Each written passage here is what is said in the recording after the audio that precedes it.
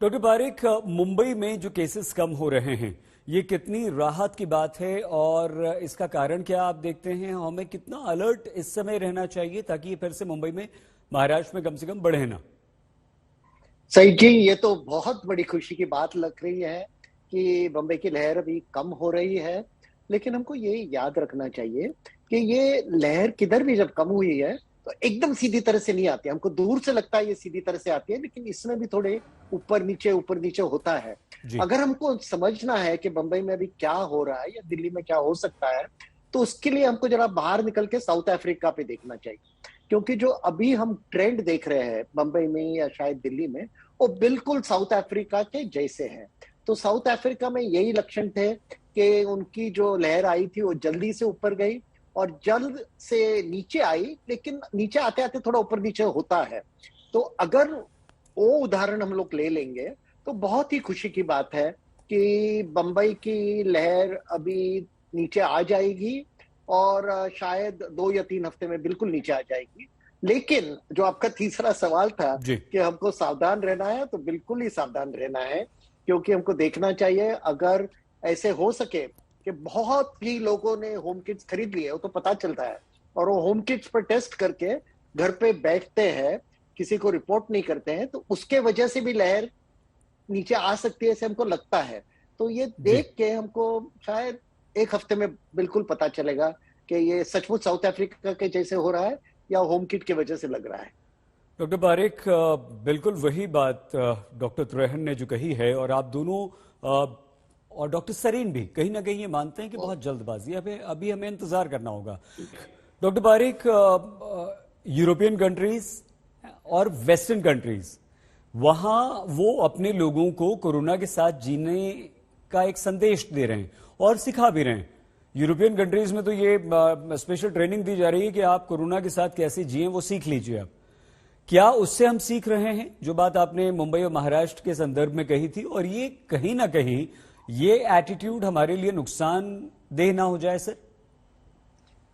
सही जी, नुकसान होगा अगर हम आज से ये करने लगेंगे। हमको ये नहीं भूलना चाहिए कि यूरोप में जो बातचीत चल रही है वो आगे की तैयारी अभी हो रही है। और ये क्यों ऐसे हो रहा है? क्योंकि जब हम इतिहास को देखते हैं तो पहले भी जैसे इन्फ्लुएंजा पैंडेमिक थी 100 साल पहले, जिसमें 3 लहरें आई थी, वो 3 लहरों के बाद इन्फ्लुएंजा तो चला नहीं गया। जी। उसके 2 वेरिएंट आज भी है। H1N1 का जो स्ट्रेन है, जिससे 6.5 लाख लोगों की मौत होती है हर साल दुनिया में।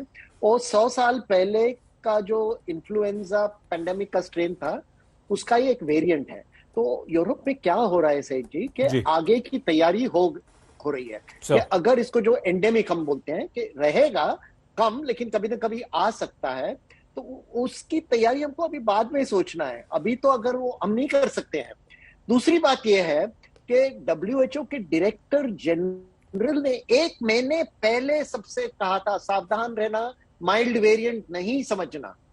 अस्पताल में कोई फर्क नहीं है। हमारे जसलोक अस्पताल में अभी 60 लोगों की वेट लिस्ट है और 300 बेड्स है हमारे अस्पताल में जी। एडमिशन के लिए। हमारी आईसीयू फुल है। तो जो ये टेस्टिंग पे लग रहा है कि लहर नीचे जा रही है, वो हॉस्पिटल में साफ साफ हमको नहीं दिखाई दे रहा है। और फाइनली सईद जी, जी। हम लोग सब ओमिक्रॉन की ही चर्चा कर रहे हैं। हमको ये कभी भी नहीं भूलना चाहिए कि दूसरी बीमारियां कहाँ भी नहीं चली गई है, वो वो यही भी है। है, वो साथ साथ आएंगे। और दुनिया में हर रोज 1 लाख लोगों की मौत होती है। कैसे होती है? Cardiovascular disease, cancer, diarrhoea, malaria, tuberculosis, sir. Depression, वो सब तो है ही। और इसमें एक बड़ा डेंजर क्या है सईद जी, जी। कि जैसे अभी अभी हमारे हॉस्पिटल भर गए हैं, तो समझो 2 बजे सुबह को किसी को हार्ट अटैक आ गया। हार्ट अटैक तो ज्यादा करके रात को आते हैं, उसको बेड नहीं मिलने वाला है। और दूसरी लहर में ज्यादा मौत दूसरी बीमारियों से हुई थी, क्योंकि उनको बेड नहीं मिल रहा था। तो ओमिक्रॉन पे ध्यान रखना अच्छी बात है, लेकिन हमारा ध्यान दूसरी बीमारियों से बाहर नहीं निकलना चाहिए। इंपॉर्टेंट है doctor Parikh. Doctor Trehan, doctor Parikh, WHO ये कहता है कि हमें जो रेस्ट्रिक्शंस हैं उनमें कमी नहीं करनी है। अगर हम बढ़ाएं नहीं तो कम से कम उन्हें मेंटेन करें, और सेल्फ रेस्ट्रिक्शंस की तरफ भी उन्होंने कहा, क्योंकि वो इसे एक अदृश्य वायरस बता रहे हैं। ये असर हमारे बिल्कुल। देश पे क्यों नहीं डॉक्टर पारिक दिखाई दे रहा है? देखिए सईद जी, क्या है यहाँ बंबई में भी बहुत लोग बातचीत करते हैं, मुझे फोन करते हैं कि देखो यूरोप में ऐसे हुआ है, हमको भी ये करना चाहिए।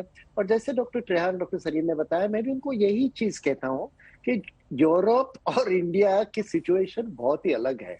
ये लोग देखते नहीं है। यूरोप का पॉपुलेशन हर देश का, स्पेन का समझो, छोटा है। दूसरा यूनिफॉर्म है। वहां एक त्योहार होता है क्रिसमस का। हमारा पॉपुलेशन बड़ा है, बहुत ही डाइवर्स है। यहाँ कितने त्योहार होते हैं साल में, और सबसे बड़ी बात यह है उनका इलेक्शन, एक छोटा इलेक्शन होता है। हमारा इलेक्शन हर स्टेट में इतनी पार्टियां हैं, इतनी धूमधाम से होता है, तो बहुत ही फर्क है। तो ये तो लोग सोचते नहीं है कि उन देशों में और हमारे में कितना फर्क है। दूसरी बात लोग नहीं देखते हैं कि हाँ, ये लोग बोले कि मास्क अभी नहीं पहनना चाहिए, लेकिन ये नहीं देखते हैं, जैसे अभी हमको डॉक्टर सरीन ने बताया, जो डेटा आ रहा है यूके में बच्चों में क्या हो रहा है, जापान में बच्चों में क्या हो रहा है, तो उसके ऊपर उनका ध्यान नहीं रहता है। जो समझना पाते हैं सिलेक्टिवली, एक्सक्यूज मी, अटेंशन देके, वो सोचते हैं कि जो हमारे लिए कन्वीनियंट है वो ही हमको करना चाहिए। इसी वजह से WHO सब लोग को बोल रहा है कि आपको रिस्ट्रिक्शन चालू रखने चाहिए, सावधान रहना चाहिए। तो ये इतना कॉन्फ्लिक्टिंग एडवाइस नहीं है WHO का और लोकल गवर्नमेंट्स का। WHO का एडवाइस दुनिया के लिए है, और वो एडवाइस को हर देश अपनी डेमोग्राफिक्स देख के, अपना इन्फेक्शन रेट देख के, अपना हॉस्पिटलाइजेशन देख के, अपनी बेड कैपेसिटी देख के मॉडिफाई करता है।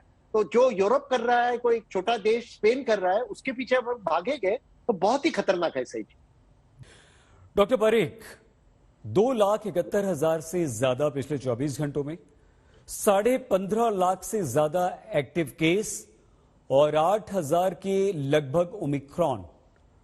हर रोज 2,500-3 हजार केसेस बढ़ रहे हैं जो रिपोर्ट हो रहे हैं।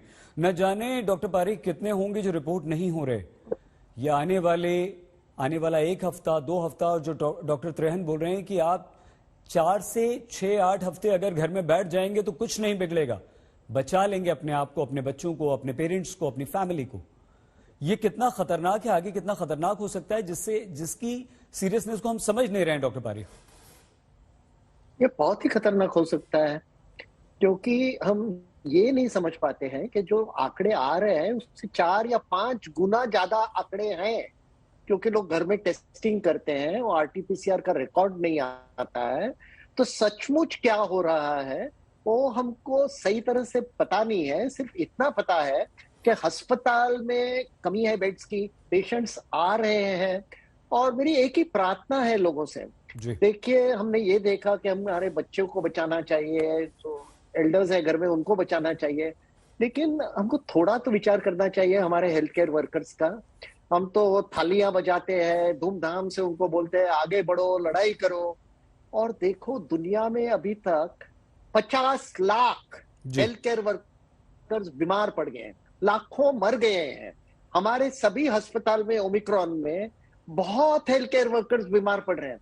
एक तो बीमार पड़ते हैं तो कहाँ रहेंगे आपकी लड़ाई लड़ने के लिए?